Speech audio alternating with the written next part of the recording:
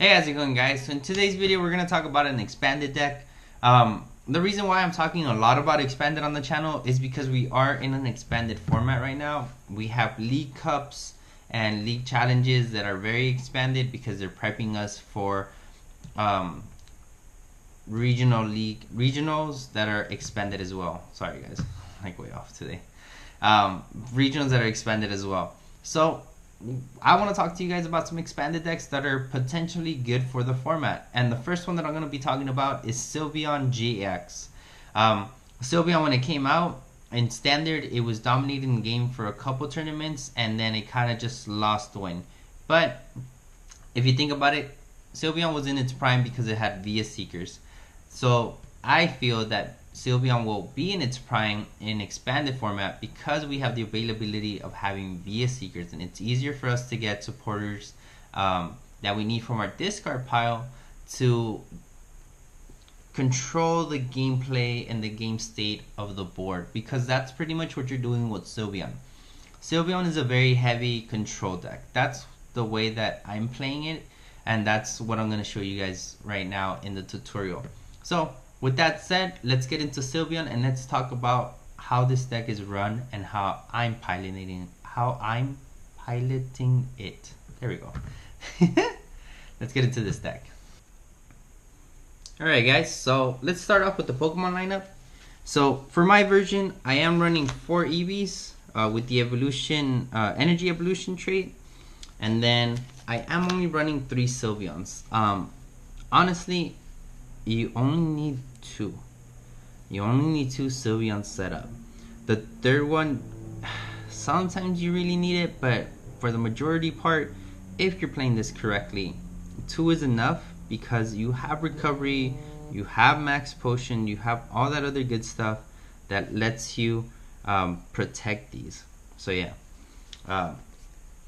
it is running 2 Trubbish and 2 Garbodors. The reason why I'm running the Garbodor is because you want to shut off abilities. You don't want to let them do anything.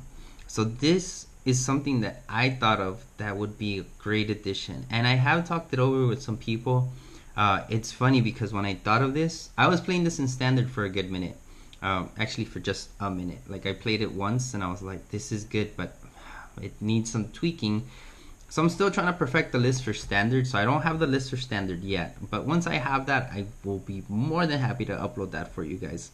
But this, when I thought of this, another colleague of mine, his name is Sean Pluto. Shout out to Sean if you watch my stuff. Sean, Pluto, and I both had like an epiphany the same night. Like I showed up to Fire and Ice, so we were playtesting, and Pluto was there, and Pluto's all like, wait, are you playing Sylveon Garb? And I was like, yeah, I'm playing Sylveon Garb. He's all like, I was just thinking of that. And I was like, no way. He's like, yeah. And we started bouncing ideas off of each other, and that, because this list was all kinds of weird when I first started playing it, which you saw some videos of me playing it before, and it still wasn't there. So now I fine-tuned it, and I feel that this is the ideal build for expanded. I'm still working on the standard list, but once I get that uploaded for you guys, it's gonna be hot. So yeah. So with that said, you really want to shut off abilities. You don't want them to have a Rangaroo at their disposal if they're playing Night March. That Marsh Shadow is kind of annoying as well, so you don't want that either. You also want to be able to not let them play any abilities. Darkrai is annoying. I haven't seen it, but Metagross might be a thing in expanded. But you want to shut off like abilities, because most decks are ability heavy. They need their abilities to survive. So by doing this, you pretty much cut out a lot of decks. If you're playing against Trevenant, oh, they item locked you. Okay, and like it really stops a lot of stuff in the format right now. So yeah, so that's pretty much what the idea going in to expand it with this deck is. So yeah, so now let's continue with the supporters. So this deck is very supporter heavy, as you can see. I am running a lot of supporters because item lock is a thing. I'm telling you guys, item lock is a thing, and it is annoying to deal with. And yeah, you can run Ranger, and yeah, you can run stuff like that, but you don't need to if you're running supporters that will help you. So with that said, I'm gonna start off talking about the interrupting ones, or the ones that let you control the gameplay. Rosic is one of them. Team Flare Grunt. So the reason why we run these is because they let you discard energies. This one lets you, Rosic lets you discard a tool and a special energy. The Team Flare Grunt lets you discard a tool, an energy from the active Pokemon. So this lets you get that energy off of Seismitoad, and this does as well. So if Seismitoad's giving you a hard time, this is how you deal with it. It is one in a 1/1 line of Lysander and Guzma, just in case if they Guzma up something that you don't want up there, which it more than likely will be your Garbodor. But even if they Lysander or Guzma up your Garbodor, you can get out of it with Floatstone. So there's not really much they can do to you. So yeah, so just in case you have outs. But yeah, also if one of your Sylveons is like heavily damaged and you need to put it on the bench just to protect yourself from them taking prizes, which honestly they shouldn't be hitting you that much. Like if they hit you once or twice, that's pretty much all they're gonna hit you, because you're gonna disrupt them so much that they're not gonna have a chance to react. Now it is running one Team Skullgrunt, one Delinquent, and 3 Team Rocket's Handiwork. The reason why we run heavy Team Rocket's Handiwork is because this is our go-to card. This is how we win games, because the point of the deck is to not let our opponents play, and then slowly but surely get them to discard their cards, or to use up as many cards as they need to try to get ahead. But by doing so, they thin out their deck. So the thing about Expanded is everyone's like play, and attack, or play, set up, play, set up. Like they're playing tons of cards. They're going through their deck so fast that they thin out. So late game, not even late game, like mid game, this is what you go to. This is how you win. So yeah, the Delinquent is there just in case if they end up with 2 or 3 cards in their hand, you Delinquent them, that's it. They have to top deck, they have the Miracle top deck in order to win. Not just a regular top deck, a Miracle top deck, because they have no cards in hand. So yeah, the Team Skullgrunt is for early game. You want to use this to look at your opponent's hand so you get a better understanding of what they're playing. And on top of that, the point of the deck is to get rid of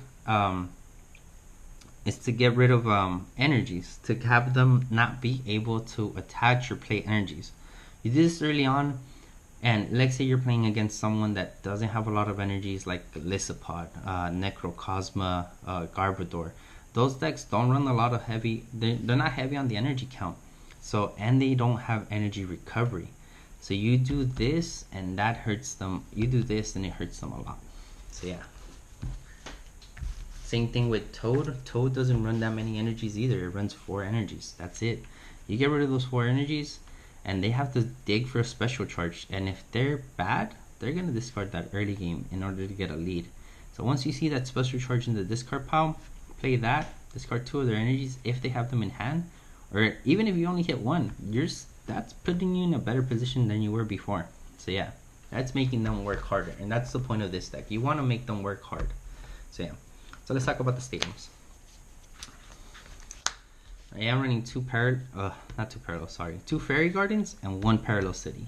The Parallel City, the reason why it's in there is for Play GX, and that's why it's running the Lysander and the Guzma, so you can position the cards where you want them to be. Parallel City, make them discard 3, and then Play GX, bounce 2 things that are very important or crucial to them, that's gonna set them back for a couple turns. That's how you properly play the Parallel GX. The Fairy Garden that's in there just as like insurance for whatever reason, if you need to retreat and stuff like that, but it's also in there mostly for the Delinquent, so the Delinquent can be live. I have seen other builds that don't run any stadiums, but they run 1 or 2 Delinquents, and I honestly don't like having a card that I can possibly use. I'd rather have a card that I know I'm gonna use. And I'm not talking about the Fairy Guardians, I'm talking about the Delinquent. Like, if your opponent doesn't play Stadiums and you're running 2 Delinquents, what good are they to you? Like, what are you gonna do with them? Like, throw them at your opponent? Like, you can't do anything with them. But if you're running your own Stadiums, then even if they're not being used, like, honestly, 90% of the time you're not using the Fairy Guardian, you're honestly using it for the Delinquent. That's what it's there for. So yeah. For tools, here's where it gets kind of weird.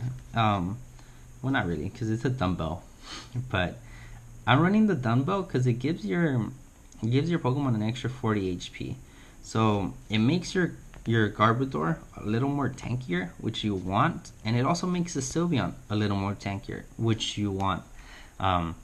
So if your opponent isn't hitting those numbers, there you go. That's how you get them to struggle some more. Get them to take an extra hit or to hit you a couple more times. That's how you do it. It is running 3 Floatstones because we want Garb live. So yeah. Oh, oops. Sorry guys, I completely forgot about this stack because I got very into the supporter. So it's also running a Bridget, a Getsis, and 4 ends. The 4 ends is stable because you don't want to run Sycamores in this deck because you're not trying to discard your hand. Every piece of this deck is very important, very crucial, so you want to have them in your hand and in your deck. The Getsis and the Bridget are for turn 1 plays. If you open one of these or you manage to get one of them into your hand, you want to turn 1 this, or at least even turn 2 you're okay. Like if you turn 1 Sylveon and then the next turn you attack with Ribbon and you get one of these bad boys, maybe the Getsis wouldn't be the play. The Getsis would be something turn 1 because you want to see their hand. You want to discard as many items as you can from their hand. Put them back in the deck. I know that's not the purpose of the deck, but it throws them off. You draw extra cards and it lets you set up the board. So yeah. And then the Bridget. This against Niantic hurts them. This against Groudon, which I don't think Groudon will be a thing in Expanded, but it is something that people are talking about, and it is something that it might be annoying. Darkrai, you do this to Darkrai, they just pick up the card, they go home. So yeah, so this is very good. The Bridget, it's just to set up your board. Yeah, you're only running about like 6 basics, but this just speeds up the process. It thins out your deck and makes it easier for you to draw what you need. And if you have your board set up, you're set. Like, you don't have to worry about anything else. So yeah. Yeah, into the items. It's not running that many items because Garb is a thing in Expanded, apparently, with Necrocosma. So with that, we don't want to run too many. We don't want to run a high item count because of that. Because we don't want to get one shot by Garbodor or anything like that. So that's why the item count isn't that high. So yeah, so it is running 3 Ultra Balls, 2 red cards, your 4 hammers, and your 1 enhanced hammer.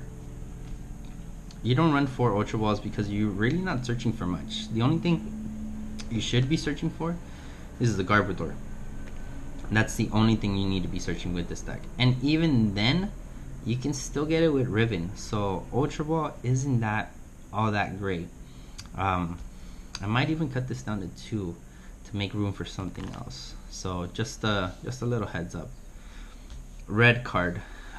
Red card is very crucial when you're trying to deck out your opponent. So in those last couple turns when your opponent has that 1 card, or if you just delinquent to 1 or 0, and you want to get them to draw 4 cards, which you're like, what? How would you want them to draw 4 cards? Because you're trying to deck them out. So this is why that's really good. The 4 hammers to make sure that they're not playing Pokemon at all. So, and these can be recycled with Puzzle of Time, which is really great.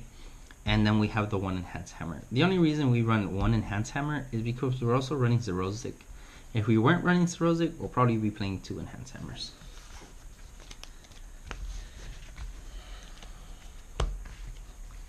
Last but not least, the recovery of the deck. So it runs 3 max potions, 4 Puzzle of Time, and 3 Via Seekers. we run, this is our defense line. So if you think of the deck, it's broken down in like offensive, defensive, and the hammers and enhanced hammer, and what else is in here? The Lysander, the Guzma, the Rosic, the Team Flare Grunt, even the Delinquent is kind of on the offensive side. This is the defensive side of the deck, which you have your max potions, which lets you heal up your Sylveon, and your Sylveon should only have 1 energy unless you plead GX. Rarely, very, very rarely will you be swinging with your Sylveon. It's rare for you to swing with your Sylveon, but it is possible. There are times that you need to knock something out to get ahead. Or if your opponent just has a bad setup, dunk them. Hit them in the face where it hurts. But besides that, even if you start hitting them, that's why you have the max potion. So you can heal up, and it's 1 energy for Ribbon, so you just attach an energy. You can bring those energies back with Puzzle Time. So there's no consequence for that. So yeah, Puzzle Time lets you bring back any 2 cards from your deck if you play 2 at a time, which is always really good because you want to bring back stuff that you know is going to hurt your opponent. So if you know your opponent only has like 8 energies in his deck because you've memorized the decks and you know what's up, and there's already 6 energies in the discard and 2 on the board, you bring back hammers, you get rid of those last 2, and that's it. Your opponent's just gonna sit there and be like, oh man, like I can't do anything, and that's when you can start attacking. So yeah, I only run 3 Via Seekers because it's already very supporter heavy, and I honestly don't think you need more than 3 Via Seekers. Like, I think it's perfect with 3 Via Seekers because of the fact that you're running heavy supports. So yeah.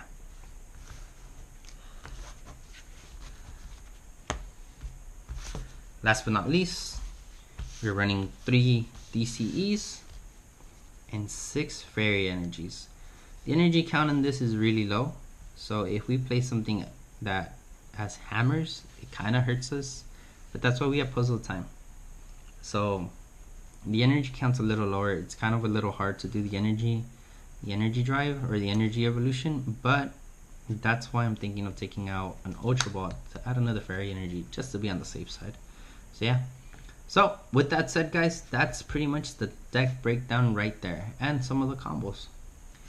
There you guys have it. That was pretty much the tutorial on how to play Sylveon, or how I'm playing Sylveon. I did go into details, a little more into details, because this is actually a deck that it's not, I can't just skim through it. I feel that it needs more detail, more going into detail because of all the combos and all the stuff that you can do with this deck. There are so many possibilities, and this deck is very controlling. Like, you need to make sure you know what is going on the board, what is going on in the discard pile, how many cards are in their hand. You just need to be aware of everything. So yeah, the only issue that we're possibly having with this deck is that it runs a little on the slow side. So that's the only issue. So to play this deck, you need to be really fast. Like, your turns need to take no less than like half a minute. Like, you need to be, like, as they're playing something, you need to be strategizing what your next move is going to be, because you have control of how fast you play, but you don't have control of how fast your opponent plays. So that's the only issue about this deck. Yeah, you can tell your opponent, hey, 15 seconds, play a card, 15 seconds, play a card, 15 seconds, play a card. Okay, you haven't played a card in the last 30 seconds to a minute. I'm calling a judge. I'm sorry. You call a judge, you tell him, sorry, my opponent's playing too slow. Please watch the game. And the judge is obligated to watch the game, because he won't give you guys a warning, or he won't give him a warning right off the bat. He has to kind of have some evidence to say, like, yeah, he's slow playing. Once you have a judge there, the pressure is applied, and your opponent becomes a better player. Or you apply pressure, and your opponent becomes a bad player, and they misplay. So that's the great thing about this deck.